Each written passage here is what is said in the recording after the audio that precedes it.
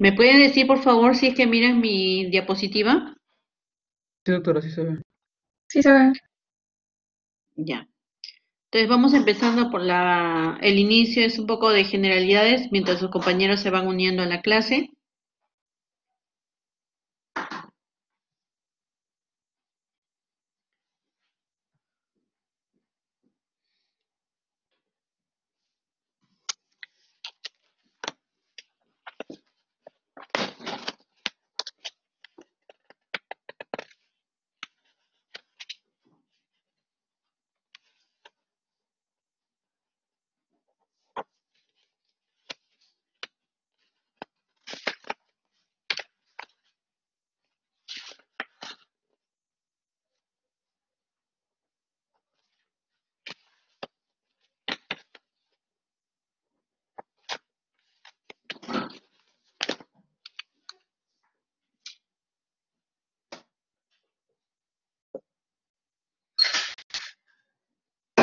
Vamos a ver dentro de los objetivos de esta clase es recordar un poco la fisiología inmunitaria.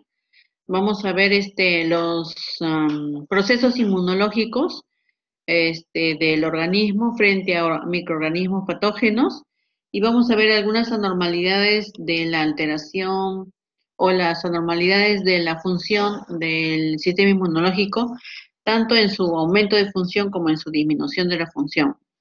Entonces vamos a ver un poquito de la inmunidad innata. Ustedes saben de que la inmunidad innata tiene que responder a una noxa extraña, que puede ser un microorganismo, y que nosotros tenemos barreras tanto epiteliales como de mucosas que van a prevenir este encuentro entre el patógeno y el sistema inmunitario. Sin embargo, cuando pasa esta barrera, tenemos también unas células que tienen que ver con el atrapamiento, la fagocitosis y la destrucción del microorganismo. Y estas células se denominan células también del sistema inmune innato, que principalmente son el macrófago, el neutrófilo y las células natural killer. Sin embargo, cuando pasa esta barrera, entonces podemos lograr que se activen tanto el sistema de complemento como el sistema de coagulación, que son proteínas que se van a activar y van a producir también la lisis del microorganismo, ¿no? Este sistema inmunitario se caracteriza porque ocurre rápidamente, porque no tiene memoria y entonces se va a comportar de la misma manera cada vez que se comprometa el sistema inmunitario y y no va a tener un comportamiento diferente si hay una nueva infección. Dentro de lo que es el sistema inmunitario, como ya habíamos mencionado, en sepsis participa la inflamación. Como ustedes saben, la inflamación que tiene que ver con lo que es el aumento de la permeabilidad, ya sea por leucotrienos, por mediadores de la inflamación como la histamina, la bradioquinina o prostaglandinas también, que tienen que ver con aumento de la permeabilidad y con vasodilatación. Y lo que habíamos mencionado también, el sistema de complemento, que tiene que ver con la inflamación, la opsonización de la bacteria, la fagocitosis y finalmente la lisis. ¿Cómo es que un macrófago va a producir la fagocitosis y la lisis de un microorganismo? Porque en sus componentes hace que este macrófago tenga un pH muy bajo, porque salen sustancias proteolíticas del lisosoma, porque tiene también sustancias que tienen que ver con la oxidación, ¿no? Y entonces todo eso va en conjunción a matar al microorganismo que es fagocitado. Y tenemos una célula, que es la célula también el interferón, que va a estar presente principalmente frente a lo que es una infección por virus. Se postula, por ejemplo, que en el coronavirus este microorganismo a través de sus componentes van a interferir con la acción justamente del interferón, ¿no? Y dentro de lo que es la inmunidad adquirida, para que se produzca la inmunidad adquirida necesitamos un antígeno, que también puede ser un microorganismo, ¿no? Puede ser una bacteria, un virus, o puede ser también solamente proteínas de una sustancia extraña, y estas proteínas van a desencadenar entonces el comportamiento del sistema inmunitario. Para que haya antígeno, de todas maneras se desarrolla el anticuerpo. Ustedes saben que el linfocito B es el que desarrolla el anticuerpo. Tenemos diferentes variedades de anticuerpo de acuerdo al antígeno, y el anticuerpo se caracteriza por tener una región variable y una región constante. En la región variable es la que se une justamente al antígeno, y la región constante es la que se une hacia la célula. Acá tenemos una lista de células presentadoras del antígeno. Entonces hemos hablado de que hay antígeno y que tiene que haber una célula que presente a este antígeno, ¿no? Generalmente son macrófagos o células que se comportan como el macrófago. Pueden ser, por ejemplo, las células de Kupffer en el hígado, o pueden ser las microglías en el cerebro, o pueden ser de repente las células dendríticas del sistema linfoideo, o pueden ser inclusive los linfocitos B, que también se comportan como células presentadoras del antígeno. Entonces, ¿cuál es el papel de estas células presentadoras del antígeno? Como se nos dice, presentar al antígeno al linfocito. Pero para que sea este desarrollo del sistema inmunitario de tipo adquirido, necesitamos nosotros en la célula presentadora del antígeno unos componentes que se denominan complejo mayor de histocompatibilidad. ¿Y por qué es importante este complejo mayor de histocompatibilidad? Porque va a hacer que el sistema inmunológico reconozca como propio a nuestra célula y como extraño a una célula que no es nuestra. Generalmente todas las células de todo nuestro organismo van a tener complejo mayor de histocompatibilidad de tipo 1. Entonces, por ejemplo, mi intestino, las células de mi corazón, las células de mi mucosa oral, por ejemplo, todas mis células van a tener un complejo mayor de histocompatibilidad 1. Entonces, mi sistema inmunológico adquirido detecta este complejo mayor de histocompatibilidad, lo detecta como propio y entonces no lo ataca. En cambio, las células que tienen que ver con el sistema inmunitario, como por ejemplo los linfocitos B, los linfocitos T, etcétera, estas células sí tienen otro complejo mayor de histocompatibilidad, que es la de clase 2, ¿ya? Entonces, siempre vamos a tener complejo mayor de histocompatibilidad de clase 1 y complejo mayor de histocompatibilidad de clase 2. Generalmente todas las células que están expuestas al sistema inmunitario. Supongamos que este fuese un intestino. Entonces, toda la mucosa del intestino va a tener complejo mayor de histocompatibilidad de tipo 1. Y las células de Kupffer, por ejemplo, en el hígado, van a tener complejo mayor de histocompatibilidad de tipo 2. Pero supongamos que hay una lesión en el intestino y se rompe el intestino. Entonces yo tengo proteínas dentro de la pared del intestino que van a aflorar, pero ya no tienen este complejo mayor de histocompatibilidad. Entonces mi sistema inmunológico ataca esas células y en general ya estaría atacando, por ejemplo, al intestino, ¿no? No solamente a las proteínas que estaban en la parte interior del intestino, sino ya atacan al intestino. Por eso es que se desarrollan las enfermedades autoinmunitarias. Entonces, en forma general, el sistema inmune de tipo adquirido se divide en sistema inmune humoral y el sistema inmune celular. El sistema inmune humoral, que es dado por los linfocitos B, tiene la particularidad de que van a producir una respuesta inmunológica siempre y cuando las toxinas, las bacterias sean extracelulares, ¿ya? Por ejemplo, una neumonía por el neumococo es una bacteria extracelular, entonces me va a dar más linfocitos de tipo B.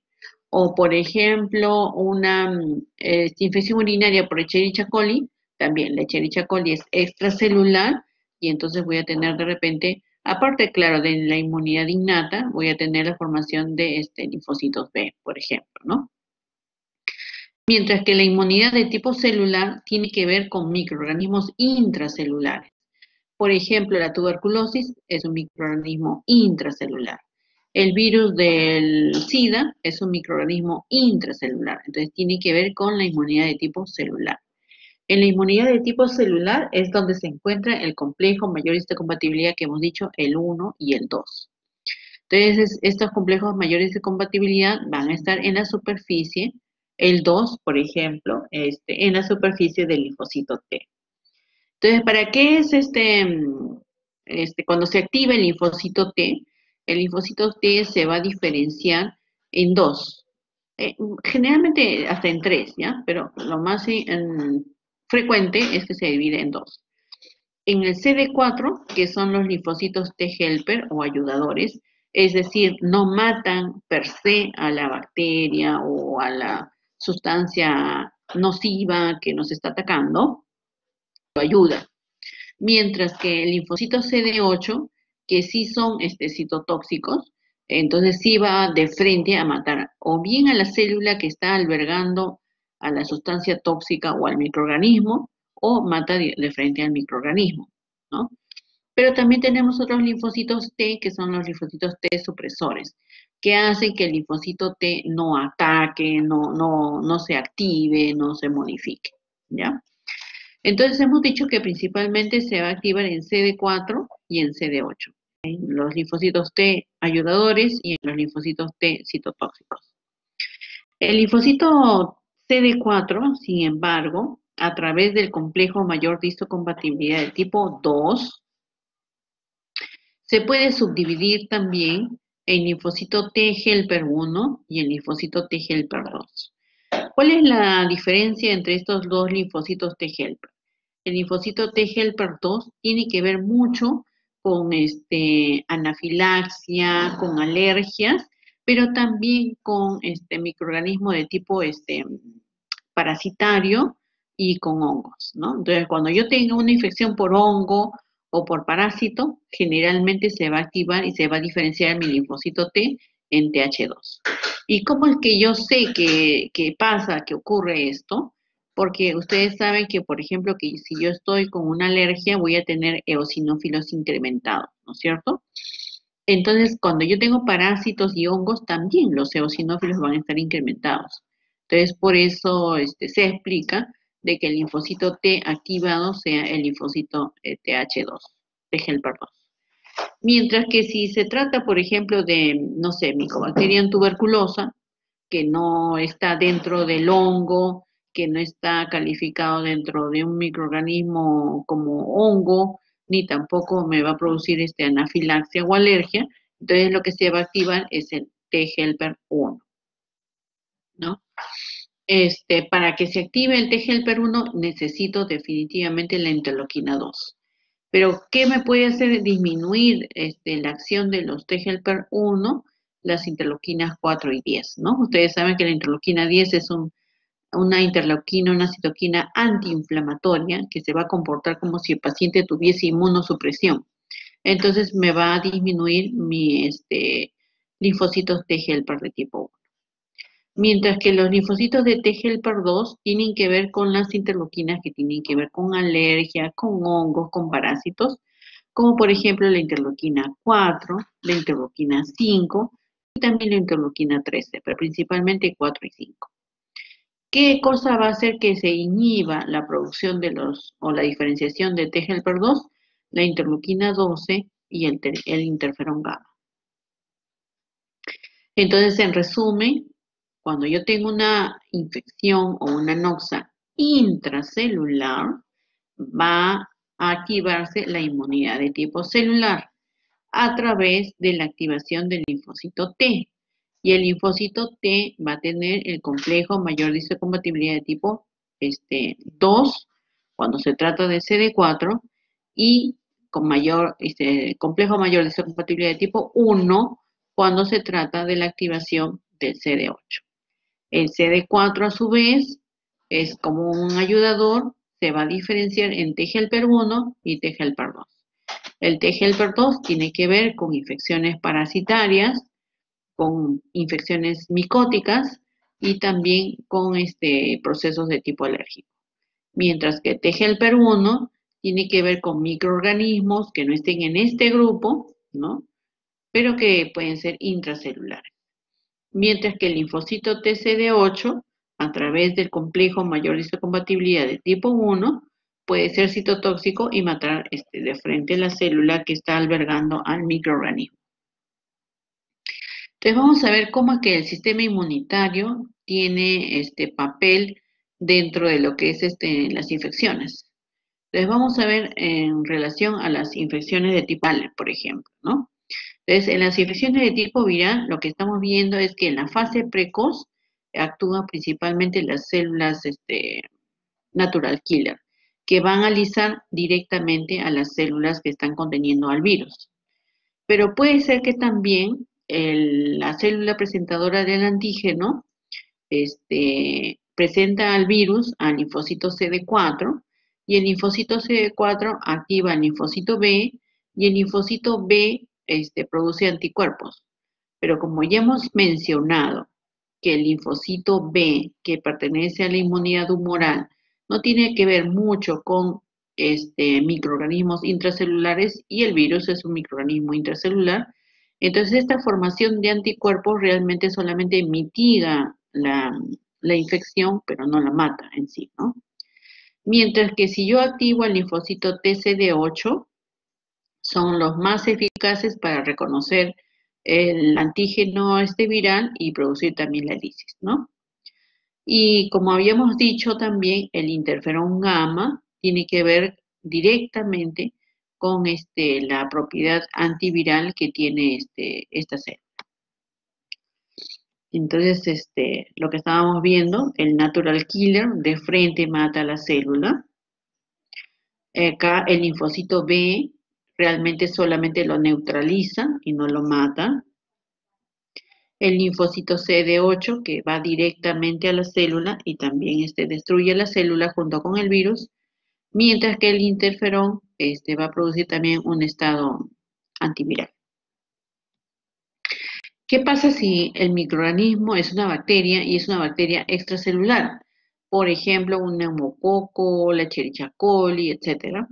Entonces se va a producir, además de la fagocitosis, el proceso de inflamación y la activación del complemento que hemos revisado ya en lo que es la inmunidad innata. También vamos a ver de que hay receptores, el receptor Toll-like, que va a producir el ingreso del PAM del microorganismo, ¿no es cierto? Y entonces este PAM con este receptor Toll van a inducir al factor nuclear kappa beta para que se produzcan citocinas. Hemos dicho que la citoquina, la primera que se produce es el factor de necrosis tumoral alfa, que como efecto tiene activación del endotelio, aumentando la permeabilidad del vaso sanguíneo, y también tiene efectos sistémicos como fiebre, shock, etc. Y este factor de necrosis tumoral lo que va a hacer es permitir también la activación de la interleuquina 1, que principalmente es un pirógeno endógeno que va a producir la fiebre, y la interleuquina 6, que básicamente tiene que ver con la parte de proceso agudo, ¿no?, de la enfermedad, pero también con la producción de anticuerpos a través de los linfocitos B. Mientras que la interleuquina 8 es un quimiotáctico preferentemente del neutrófilo, ¿no?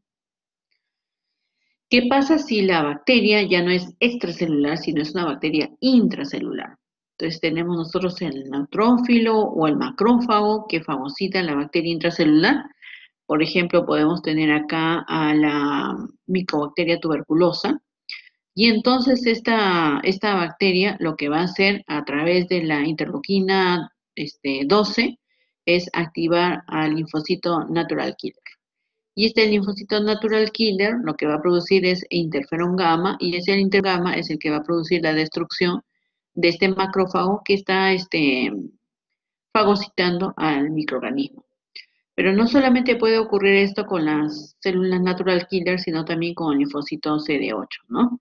El linfocito CD8 va a producir la muerte también, activándose del macrófago que está eh, con el proceso infeccioso, ¿no? Entonces, en sí, cuando hay una bacteria intracelular, actúan las células natural killer, también el linfocito T helper 1, también el linfocito T helper 2, pero principalmente el CD8, y también el interferón gamma. ¿Qué pasa si lo que está afectando es un parásito? Entonces, estos parásitos pueden tener un tipo de respuesta de tipo adaptativa, porque hemos dicho que el parásito, el hongo y la enfermedad alérgica lo que va a hacer es estimular al linfocito T para que este linfocito T se diferencie en CD4 y el CD4 se diferencie en TH1 y TH2. Y que el TH2 sea el que va a ir hacia el linfocito B para producir anticuerpos, para que estos anticuerpos vayan contra el parásito, ¿no? Entonces acá tenemos, por ejemplo, la célula, el parásito, va al linfocito T, lo divide en linfocito TH1, en linfocito TH2, a través de estas interleuquinas, y este linfocito TH2 lo que hace es activar al linfocito B, el linfocito B va a producir anticuerpos, y los anticuerpos van a ir y los anticuerpos van a ir hacia el eosinófilo o si no al basófilo para producir su destrucción. Pero si yo, por ejemplo, tuviese interleuquina 10, que ya hemos mencionado que es una interleuquina de tipo inmunosupresora, entonces voy a generar de que no se produzca la destrucción del parásito y más bien haya un aumento de este número, ¿no?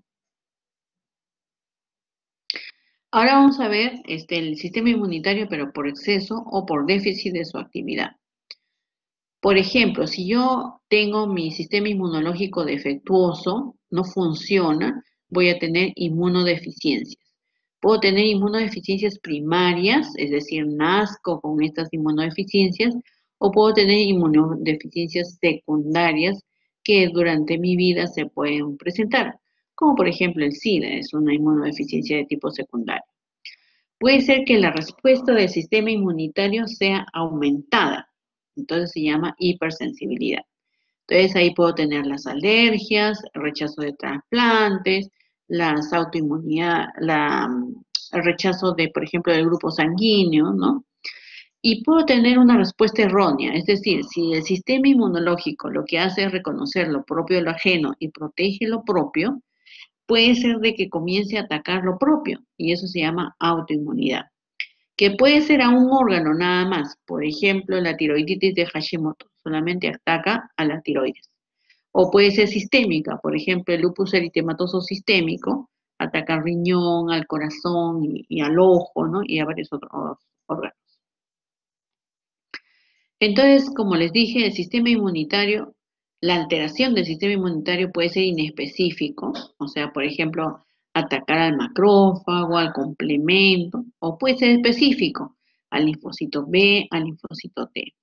Por su origen puede ser congénito, o sea, uno puede nacer con eso, o puede ser adquirido en el transcurso de su vida. Entonces vamos a ver la inmunodeficiencia. La inmunodeficiencia, como les dije, puede ser congénito. Acá hay una enfermedad que se llama inmunodeficiencia primaria o que son los niños de burbuja. ¿Qué ocurre en este síndrome? En este síndrome se destruye o nace sin timo, ¿no? El paciente y no se produce entonces los precursores del sistema de tipo linfático. Y esta enfermedad se llama agamaglobulinemia ligada al AX porque afecta generalmente a los varones. Entonces voy a tener una tanto disminución del linfocito B como también una disminución del linfocito T. O puede ser que sea una inmunodeficiencia de tipo adquirida como el SIDA. Entre el virus del SIDA al linfocito TCD4, pues cuando uno tiene SIDA, le dosan el linfocito TCD4 y el TCD8, ¿no? Entonces entra el virus y con su ARN produce una multiplicación a nivel del núcleo y altera el núcleo y entonces destruye al linfocito T. Entonces, el paciente que tiene SIDA no tiene linfocito T. Al no tener linfocito T, le va a dar infecciones intracelulares, porque como ustedes saben, el linfocito T, que es de la inmunidad adquirida celular actúa contra infecciones intracelulares.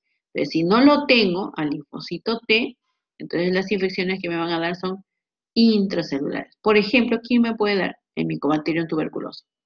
Entonces, los pacientes que tienen VIH van a tener, por ejemplo, tuberculosis, porque justamente no tengo inmunidad celular contra la tuberculosis, ¿no?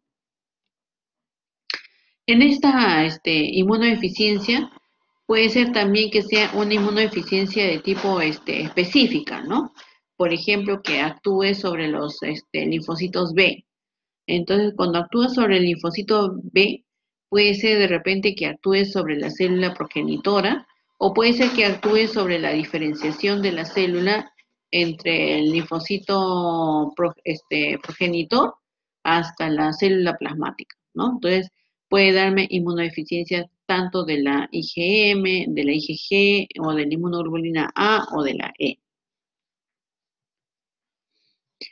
Ahora vamos a ver cuando la alteración es en aumento, cuando es excesivo, ¿no? A veces, por ejemplo, un paciente tiene, no sé, asma, rinitis alérgica y el papá dice, pero ¿qué le falta? Vitaminas, ¿qué le falta? ¿Por qué le da tanto asma? ¿Por qué le da tanto alergia? Y no es falta de vitaminas, más bien el sistema inmunológico está actuando en sobremanera, ¿no?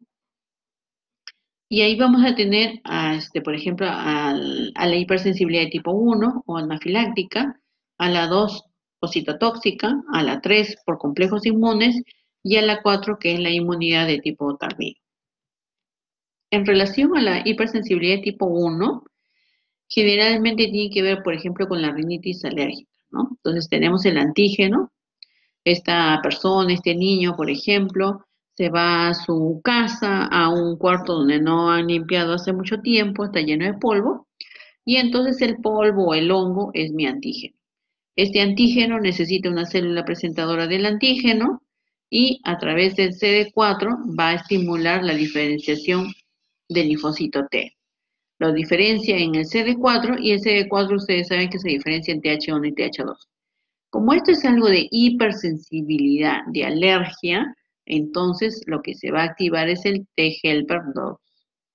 ¿A través de qué interleuquinas? Ya hemos dicho 4, 5, 13. ¿Y qué va a hacer el linfocito T-helper 2? El linfocito T-helper 2 va a hacer dos cosas. O bien va hacia la médula espinal y activa para que se produzcan los eosinófilos, y también va al linfocito B para que el linfocito B produzca anticuerpos. ¿Qué anticuerpos va a producir? Definitivamente la inmunoglobulina E. Y esta inmunoglobulina E lo que va a hacer es ir al mastocito y degranular al mastocito.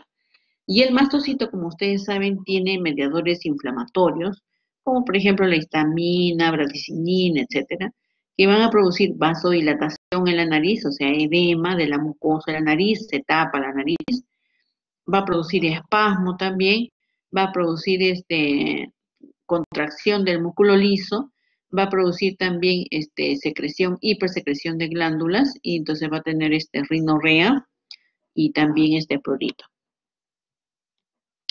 ¿Qué pasa cuando la reacción es de tipo hipersensibilidad tipo 2 por anticuerpos citotóxicos?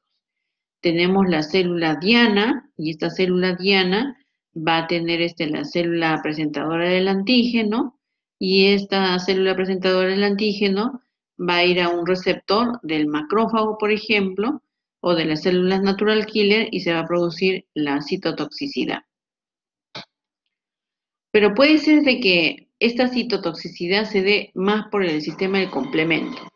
¿Qué va a pasar? Tenemos nuestra célula que ya tuvo una presentación del antígeno por la célula presentadora del antígeno, y entonces se acopla el anticuerpo. Entonces tenemos antígeno-anticuerpo.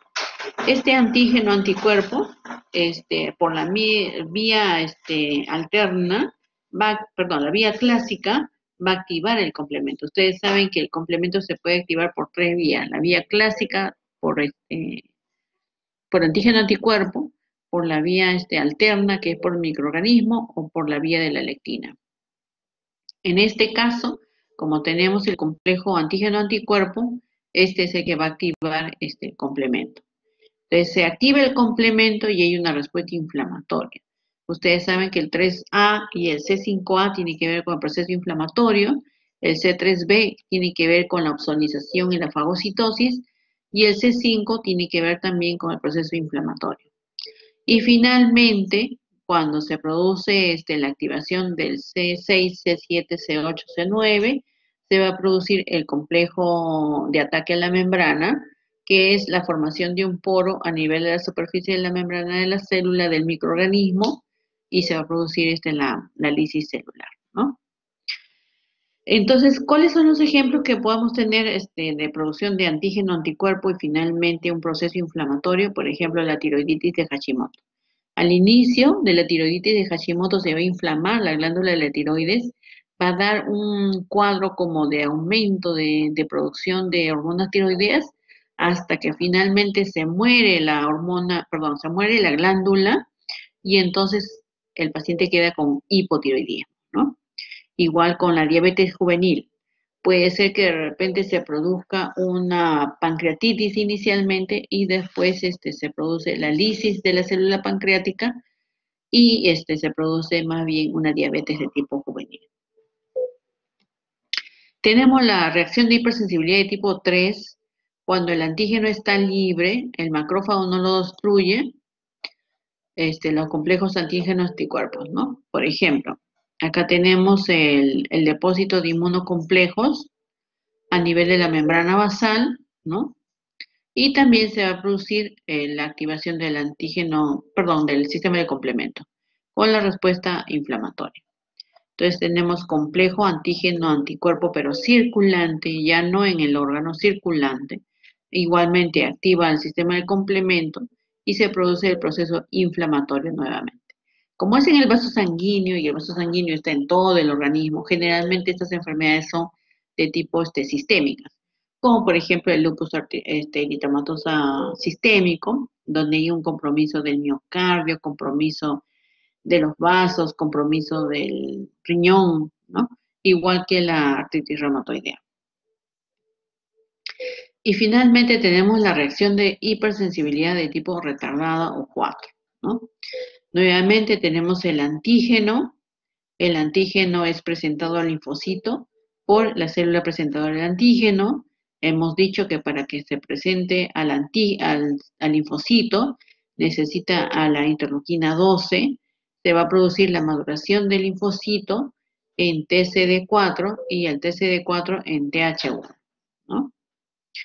Y esta célula T va a producir entonces también la salida del interferón gamma a nivel del intersticio. Entonces, ¿qué se va a producir? Se va a producir la activación de varios macrófagos y también la formación de fibroblastos y lo que se llama un granuloma, ¿no? ¿Dónde se ve esto? Por ejemplo, en la tuberculosis, ¿no? Los granulomas desarrollados por la tuberculosis o también en la vacuna de la BCG, ¿no?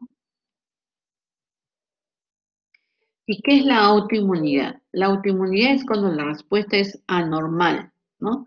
El hospedero normalmente debería de reconocer lo propio de lo ajeno, pero en este caso no reconoce lo propio de lo ajeno y activa tanto el linfocito T como el linfocito B y produce el ataque del órgano que es propio del organismo.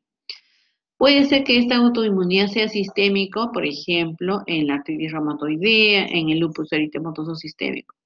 Puede ser que sea hematológico en las anemias hemolíticas, en las púrpuras trombocitopénicas. Puede ser que sea solamente en algunos órganos, por ejemplo, la adrenitis autoinmunitaria que produce el síndrome o enfermedad de Addison, la tiroiditis de Hashimoto que ya habíamos mencionado, la miastemia cuando afecta al timo. ¿Por qué se desarrolla esto? Porque hay una tolerancia. ¿Se acuerdan que yo les había mencionado de que había un linfocito T supresor? Y entonces el linfocito T supresor se encarga de más o menos modular la activación de los otros linfocitos que van a ser los citotóxicos. Entonces, en este caso hay una tolerancia de la actividad del linfocito y entonces no actúa el linfocito T supresor y por lo tanto se produce mayor actividad del linfocito T, destruyendo no solamente células ajenas, sino células propias del organismo. Puede ser a nivel central, o sea, desde que se forma el linfocito precursor, o puede ser cuando el linfocito ya está maduro y se produce esta actividad a nivel de periferia, ¿no? Entonces, lo que estábamos viendo, ¿no? Un trastorno de tolerancia. Debería haber algunos mecanismos por los cuales no se active el linfocito T, sin embargo, esto no está regulado y se produce una mayor activación del linfocito T. ¿Qué se va a producir en este caso? Anormalidades del linfocito. Puede haber de repente factores genéticos o puede haber infecciones. Cuando hemos visto, por ejemplo, esa enfermedad del Guillain-Barré hace poco, el Guillain-Barré estaba desencadenado por infecciones de Campylobacter que producían procesos diarreicos, ¿no? Entonces, en esta época que ha sido más o menos antes de la epidemia, el año pasado, donde habían varios casos de Guillain-Barré, se, se produjo porque estos microorganismos como el Campylobacter producen la enfermedad diarreica, pero generan antígenos y estos antígenos despiertan el sistema inmunitario de nuestro organismo y van a funcionar contra no contra los microorganismos, sino contra nuestros órganos, ¿no? Se dice de que los factores hormonales también intervienen en este proceso autoinmunitario. Por ejemplo, hay algunas enfermedades que afectan principalmente a la mujer, como el lupus eritematoso, la artritis, por ejemplo, y que tiene que ver particularmente con la producción de hormonas, ¿no? Acá vemos cómo un paciente tiene una enfermedad. Este es esquema de un intestino donde tiene el borde en cepillo y entonces se produce una alteración y si hay una apertura entre célula y célula. Y entonces se produce la bacteria, la infección bacteriana, y esta infección bacteriana hace de que se rompa, como les dije, la unión entre célula y célula e ingrese, ¿no? Y este lipopolisacárido de esta bacteria va a desencadenar la presentación a través de la célula dendrítica al linfocito T, y este linfocito T se va a activar y entonces a la hora de actuar contra la bacteria ya no actúa contra la bacteria, sino va a actuar contra las células del intestino, ¿no? Y hay una explicación también, ¿no? Se dice que, por ejemplo, hay algunas bacterias que tienen semejanza inmunológica con algunos órganos. Por ejemplo, en este caso, el estreptococo beta hemolítico de grupo A, que tiene mucha semejanza dentro de su estructura con las válvulas cardíacas, con la sinovia de las articulaciones y también con la membrana basal del glomérulo. Entonces, hace mucho tiempo, cuando no había todavía el descubrimiento de la penicilina, entraba el estreptococo y producía una faringitis estreptocócica. Y entonces, el sistema inmunitario, iba contra el estreptococo, pero ya el estreptococo ya no estaba en esa infección, sino quedaban, por ejemplo, las válvulas, la sinovia, la membrana basal del glomérulo, y entonces el sistema inmunitario atacaba a esas células que eran propios del organismo y producía entonces un estado de autoinmunidad, ¿no? Como estas enfermedades que tienen que ver con la fiebre reumática. Y también el trasplante tiene que ver con el sistema inmunológico definitivamente, ¿ya? El complejo mayor de histocompatibilidad tiene que ver con el reconocimiento de lo propio de lo ajeno. Ya hemos dicho, el complejo mayor de histocompatibilidad de tipo 1 se encuentra en todas las células y el complejo mayor de histocompatibilidad de 2 se encuentra principalmente en las células inmunitarias. Entonces, supongamos que yo tengo un trasplante de un riñón. Entonces, este riñón es para mí un cuerpo extraño, células extrañas. Entonces, se comporta como un antígeno y el antígeno es presentado por una célula presentadora de antígeno. Esta célula presentadora del antígeno reconoce a través del complejo mayor de histocompatibilidad 1 o 2, reconoce que este riñón no es mío. Por lo tanto, va al sistema inmune y lo activa. Puede activar al CD4 para producir TH1 o puede producir también la activación del CD8.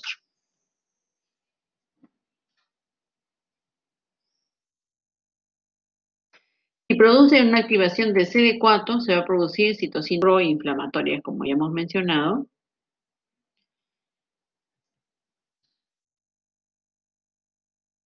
Ya hemos dicho eso. O puede ser que de repente, si activa al linfocito B, pueda formar anticuerpos, ¿no? Entonces, finalmente, ya sea la producción de citoquinas proinflamatorias que van a ir contra ese riñón, o ya sea la formación de anticuerpos que van a ir contra ese riñón, finalmente rechazan el trasplante, ¿no? Entonces, ¿qué se hace normalmente? Se le da medicamentos a los pacientes para que actúen inhibiendo la diferenciación del linfocito T. Por ejemplo, ahí están los medicamentos anticancerosos, pero también está el corticoide, ¿no? Que también tiene un efecto de tipo inmunosupresor. Entonces, de por vida, ese paciente va a tener que tomar estos medicamentos que inhiban su sistema inmune de tipo adquirido y por lo tanto no generen el rechazo al órgano trasplantado. Muy bien, jóvenes. ¿Alguna pregunta?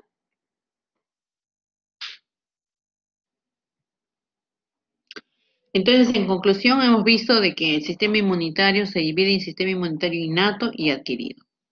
Hemos visto de que para las infecciones, tanto bacterianas, virales, protozoarias, intervienen ambos, el sistema innato y el sistema adquirido, principalmente. Pero para algunos gérmenes específicamente interviene la inmunidad de tipo humoral o la de tipo celular. Para los gérmenes extracelulares, el de tipo humoral, y para los gérmenes intracelulares, el de tipo celular. Si yo tengo una disminución, por ejemplo, ¿no? Del sistema inmunitario humoral, ¿no?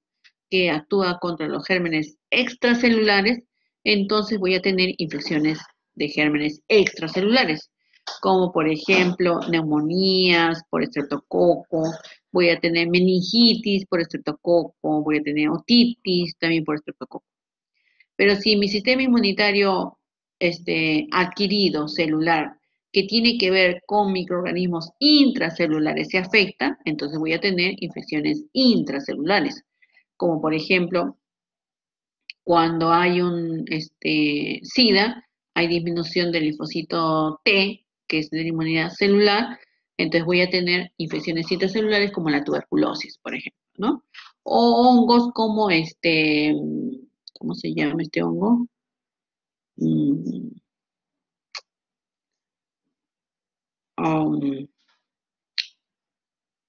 Ay, no me acuerdo, pero es un hongo que afecta fundamentalmente al paciente que tiene SIDA y entonces se le da un medicamento que es el cotrimoxazol para que disminuya. Lo tengo en la punta de la lengua, pero ahorita no me acuerdo.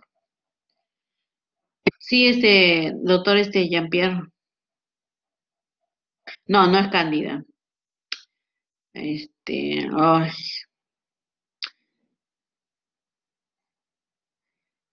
su apellido es Girovesi. Ya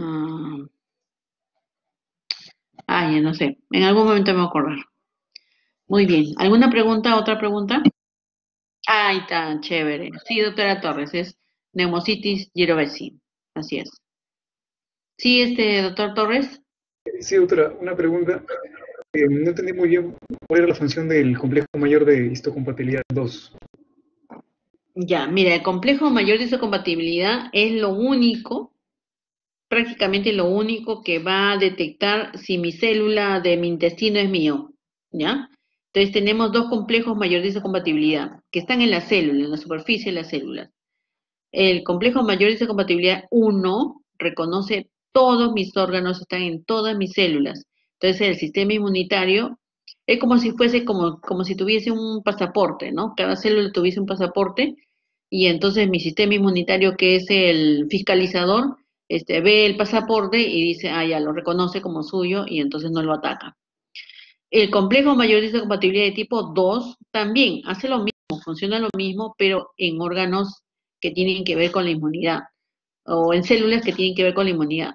Por ejemplo, en los macrófagos, en los linfocitos. Todas mis células tienen que tener complejo mayorista de compatibilidad para que sean reconocidos. ¿Sí? Sí, doctora, muchas gracias. Ok. ¿Alguna otra pregunta?